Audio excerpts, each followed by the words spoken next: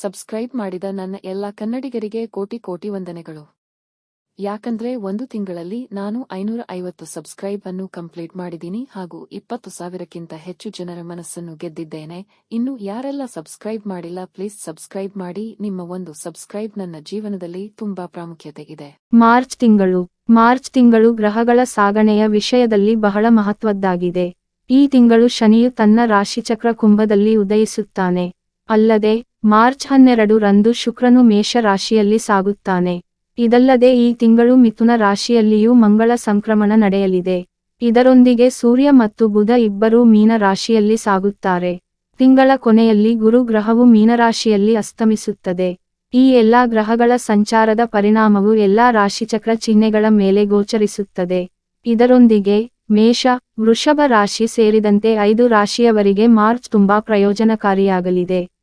ಈ ಗ್ರಹಗಳ ಸ್ಥಾನ ಬದಲಾವಣೆಯೊಂದಿಗೆ ನಕ್ಷತ್ರಗಳ ಸ್ಥಾನದೊಂದಿಗೆ ಈ ತಿಂಗಳು 12 ರಾಶಿಗಳ ಭವಿಷ್ಯ ಹೇಗಿರಲಿದೆ?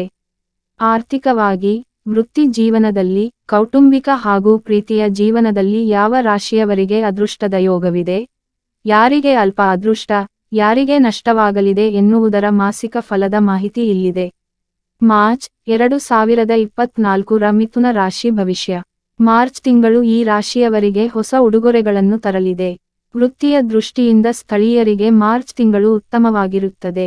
ಮಾಸಿಕ ಜಾತಕ 2024 ರ ಪ್ರಕಾರ ರಾಹು 10ನೇ ಮನೆಯಲ್ಲಿ ತಿಂಗಳ ಉದ್ದಕ್ಕೂ ಇರುತ್ತದೆ ಮತ್ತು ತೊಂದರೆಗಳನ್ನು ಪರಿಹರಿಸಲು ಸಹಾಯ ಮಾಡುತ್ತದೆ. ಉದ್ಯಮಿಗಳಿಗೆ ಅನುಕೂಲಕರವಾದ ತಿಂಗಳುಗಳ ಬಲವಾದ ಸಾಧ್ಯತೆಯಿದೆ. 7ನೇ ಮನೆಯ ಅಧಿಪತಿ ಗುರು 5ನೇ, 3ನೇ ಮತ್ತು 7ನೇ ಮನೆಗಳನ್ನು ನೋಡುವ 11ನೇ ಮನೆಯಲ್ಲಿ ಕುಳಿತಿದ್ದಾನೆ. ಈ ಕಾರಣದಿಂದಾಗಿ ವ್ಯವಹಾರದಲ್ಲಿ ಉತ್ತಮ ಪ್ರಗತಿಯ ಸಾಧ್ಯತೆಗಳಿವೆ. ನಾವು ವಿದ್ಯಾರ್ಥಿಗಳ ಬಗ್ಗೆ ಮಾತನಾಡಿದರೆ ತಿಂಗಳ ಪ್ರಾರಂಭವು ತುಂಬಾ ಉತ್ತಮವಾಗಿರುತ್ತದೆ ಮತ್ತು 5ನೇ ಮನೆಗೆ ದೇವಗುರು ಗುರುವಿನ ಅಂಶದೊಂದಿಗೆ ಶಿಕ್ಷಣವನ್ನು ಪಡೆಯುವ ಬಯಕೆಯು ನಿಮಗೆ ಸ್ವಾಭಾವಿಕವಾಗಿ ಉಂಟಾಗುತ್ತದೆ. ಸ್ಥಳೀಯರು ಅದಕ್ಕಾಗಿ ಪ್ರಯತ್ನಿಸುತ್ತಲೇ ಇರಬೇಕು ಮತ್ತು ಶಿಕ್ಷಣ ಕ್ಷೇತ್ರದಲ್ಲಿ ಉನ್ನತ ಫಲಿತಾಂಶಗಳನ್ನು ಪಡೆಯಬೇಕು. ಮಾಸಿಕ ಜಾತಕ 2024 ರ ಪ್ರಕಾರ ಈ ತಿಂಗಳು ಕೌಟುಂಬಿಕ ಜೀವನಕ್ಕೆ ಸ್ವಲ್ಪ ಒತ್ತಡವನ್ನು ನೀಡುತ್ತದೆ.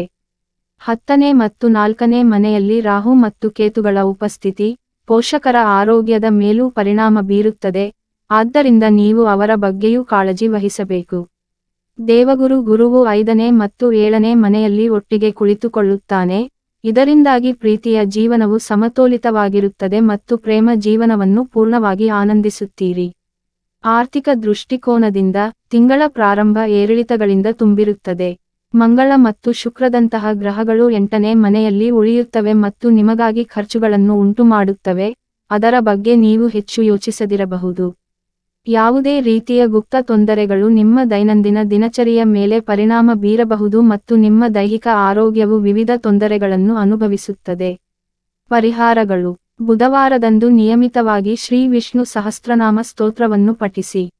ವಿಡಿಯೋ ನೋಡಿದ ನನ್ನ ಎಲ್ಲ ಕನ್ನಡಿಗರಿಗೂ ಕೋಟಿ ಕೋಟಿ ಹೃದಯಪೂರ್ವಕ ವಂದನೆಗಳು. ದಯವಿಟ್ಟು ಸಬ್ಸ್ಕ್ರೈಬ್ ಮಾಡಿ, ಲೈಕ್ ಮಾಡಿ.